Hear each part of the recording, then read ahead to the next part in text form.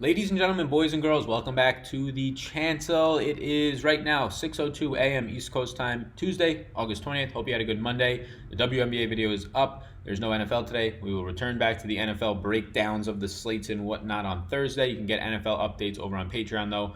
Those are going to be starting today. Welcome to the channel if you're new here. My name is Sal Vetri. I do cover daily fantasy sports in the NFL, WNBA, NBA, and MLB like you're seeing right here. Down below in the description, you can find a ton of things. There's some free strategy guides for DFS, as well as sports betting.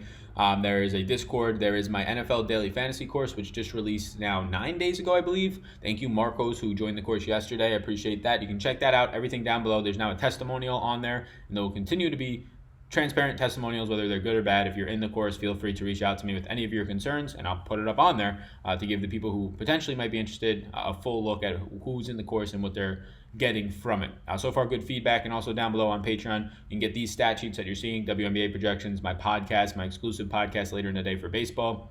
And Brendan McKay ripped everybody's heart out yesterday. 55% of the hearts in the main tournament got ripped out by -3 Brendan McKay. Don't worry, I was there with you. I thought pivoting was maybe possible in the afternoon. Then I said, you know what? No, this is going to be a stand that I take. And the stand hurt, like everybody else's. So with that said, let's get into this.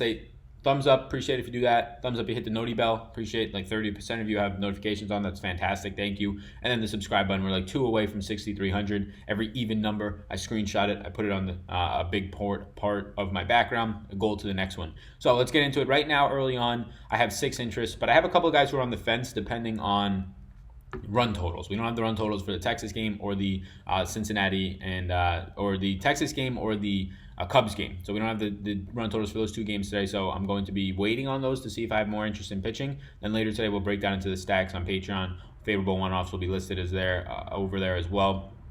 Let's get right into it. So look, Clayton Kershaw is facing Toronto. They have the lowest implied run total at 3.1. I'm still probably not getting to Clayton Kershaw at $12,000 flat. Shane Bieber at $11,600. He becomes my first interest, but he's probably on the lower end of that. The price point's high. Look, he gets the Mets today.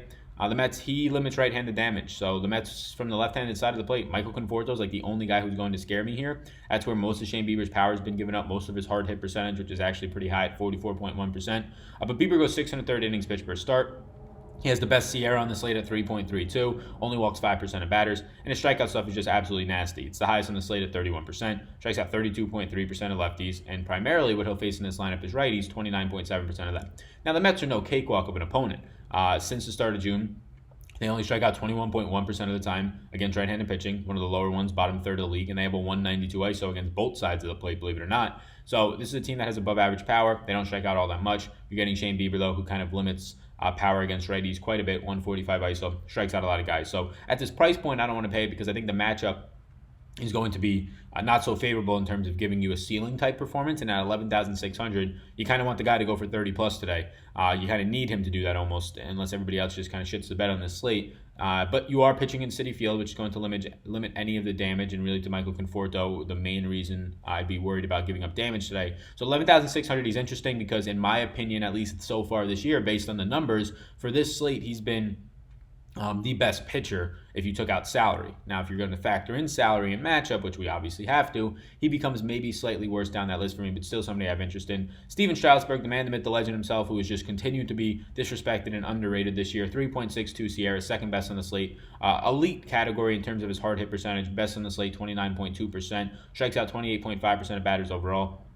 He'll get Pittsburgh today in Pittsburgh, which is worrisome. Pittsburgh this year has been playing very home run friendly to hitters, just very hitter friendly overall. He also goes 6 1/3 innings pitch per start. He only gives up 1.08 home runs per 9, and then he limits damage to both sides of the plate. So Pittsburgh's going to have a decent amount of lefties, decent amount of righties in their lineup.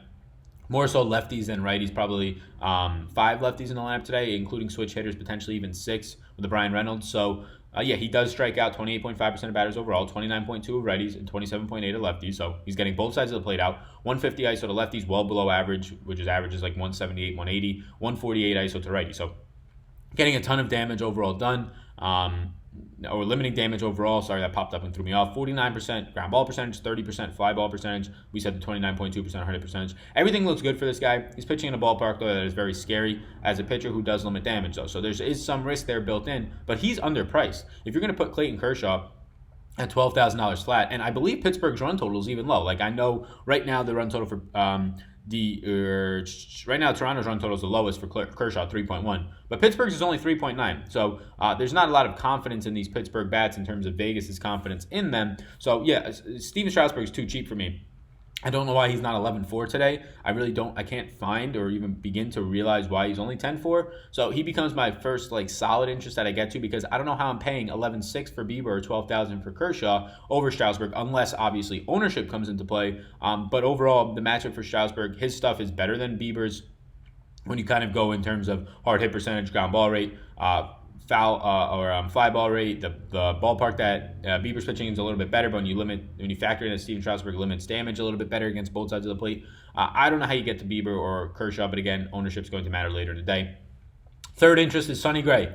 $9,700 Sonny Gray against the Padres. Look, this is a nice price point on Sonny Gray. Doesn't quite hit $10,000 yet. 3.94 Sierra is the third best on the slate. Only gives up 0.88 home runs per nine. 52.6% hard hit percentage is the second best on the slate, only to the elite, the ground ball. He should just be titled Dallas ground ball pitcher or ground ball percentage, Keuchel at 58.1%.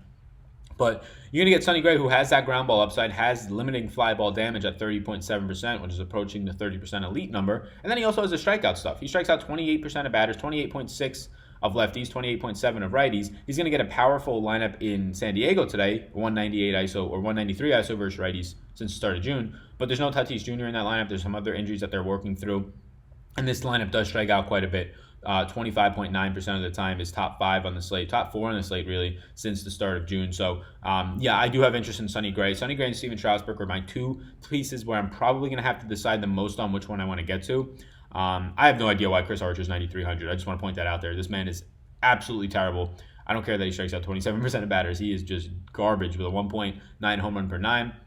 High hard hit percentage, low ground ball percentage. Sierra is actually coming down, so maybe I'm not giving him as much credit. But against Washington today, in Pittsburgh, no shot. But yeah, Sonny Gray and Steven Strasburg seem like the top options that you would probably get to the most today. At least I am, and I think that's going to potentially have some higher ownership. But again, it's a 15-game slate. You also have Shane Bieber. You also have Clayton Kershaw going to get some sort of ownership up there as well. So you're going to have naturally separated ownership. So if ownership's not drastic on one player, I'm fine getting to some Sonny Gray and some Steven Strasburg as my SP1. If it's high on somebody, I'll make a pivot. I'll make a stand probably. So we'll talk about that later in the podcast.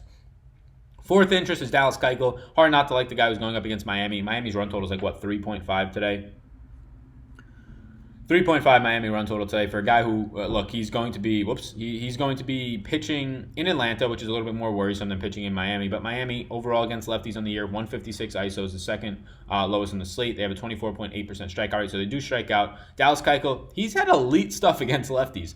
31.3% strikeout rate, only behind Shane Bieber. That's very surprising. Now, the problem for Dallas Keuchel today is that, one, he's 7,900. He's a huge favorite, and he goes 5.93, so about 6 innings pitched per start. Those are good things. That's good. The problems come into play when he has a 58.1% ground ball rate to a 19.2. It's now below 20. Crazy. Man gives up no fly balls. So if you're worried about damage in this game, it's going to be very limited, if at all. So no fly balls, tons of ground balls. The problem becomes he is a pitcher who strikes out lefties, 31.3%. Only 16.3% of righties. So Miami's going to be probably 9 righties deep today, including the pitcher.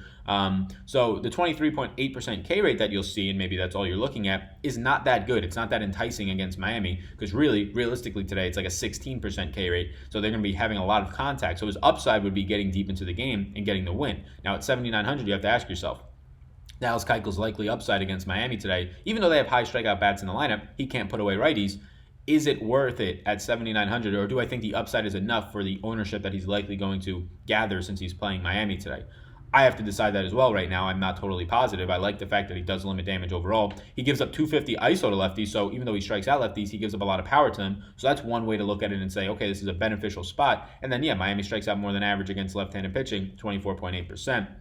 On this slate, that 24.8% is going to be top 5. So I think you have to ask yourself if you think it's going to be worth it. He's Dallas Keuchel facing Miami. Any pitcher at all facing Miami gets an ownership increase. A decent pitcher, which I would consider Dallas Keuchel to be, at least decent in terms of fantasy potential for you, Guys averages like 13 fantasy points, 14 a game. I think 7,900 is a fair price point. I just worry if the ownership gets too high that his strikeout stuff and his true upside is against lefty bats, which he won't probably face any today.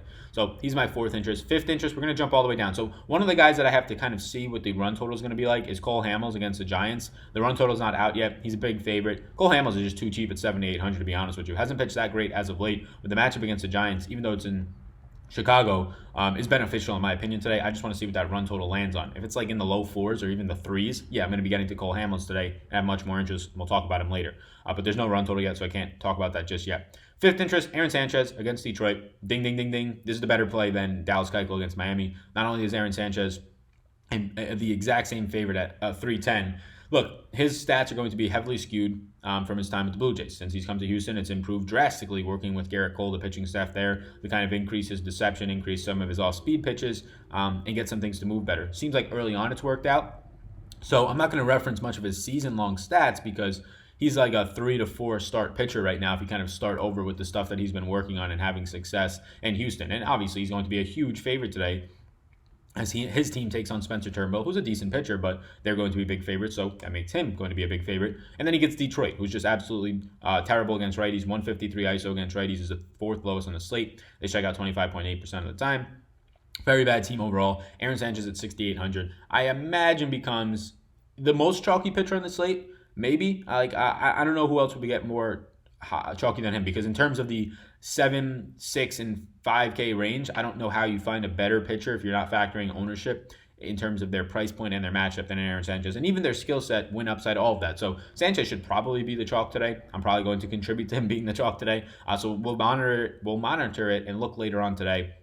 But right now, Sanchez seems like that very good SP2 option. My final interest is going to be Jalen Beaks. Look, Jalen Beaks pitched 5 innings his last time out as a starter. They're saying he's going to start again. Now, does he go 5 innings again? I have no idea. He's $4,400. Seattle strikes out 26.1% of the time, the highest in the majors against lefties. That is what Jalen Beaks is. Now, Jalen Beaks is a terrible strikeout pitcher, 20.2% against righties, 17.8% overall. But he does limit damage, 0.95 home runs per 9. And he only gives about 139 ISO to righties, 167 to lefties. So this is not your pitcher where you go, $4,400 Jalen Beaks, I summon you, go get me 15 points today. No, like if you're playing $4,400 Jalen Beaks, you realistically are okay with 8 to 12 fantasy points, and then your goal there is he's $4,400. You pair him with any other pitcher you want, really. You get to any main stack you want. Hopefully at that point, like if you pair Sonny Gray with a Jalen Beaks, you're getting to any stacks you want.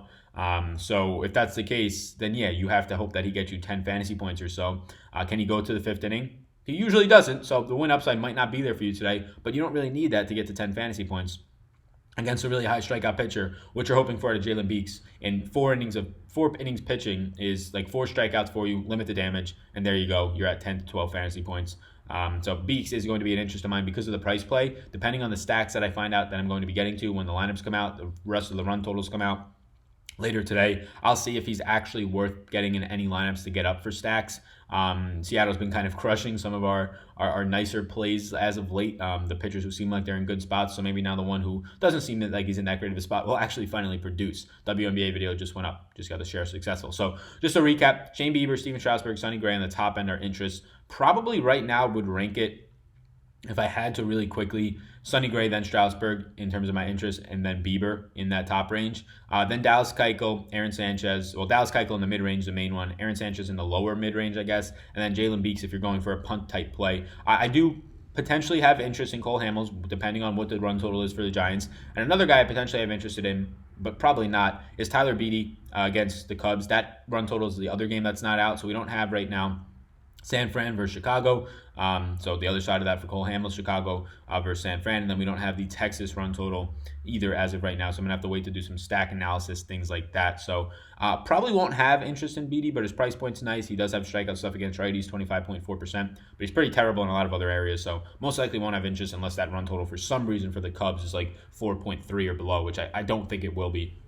Cole Hamels, though, against the Giants, I do think he might have a 4.3 or below run total, which would give me more interest there and a potential nice pivot off of Keuchel if he becomes chalky. So that's where I'm at right now. I want to look a little bit deeper into Aaron Sanchez, and I hope his ownership just doesn't skyrocket because I do like the price point quite a bit. I'm actually happy and surprised that he's not like 74, 7,500 based on his recent play. So that's where I'm at. Hopefully this video helps. You can follow me on Twitter for more updates at Mlb Dfs. I'll be posting on Patreon. I usually do it before the 5 o'clock games. I've gotten it around 5:30 the last couple of days. So you can check that out if you want. Hit the subscribe button. Appreciate that a ton. Check out the NFL Daily Fantasy course that is up and live. There's a whole page that kind of breaks down everything in it. Some testimonials now will be going on there. So yeah, my name is Sal. You already know that. Best of luck today, everybody. Somebody bink something. I've had a rough month in the MLB. This is what my MLB season has been. Ready? It's been pretty flat. Oh, okay. This is easy. And then it ain't too easy no more, gang. All right, but no, let's bink something today. Let's get off the losing streak. Peace out, gang.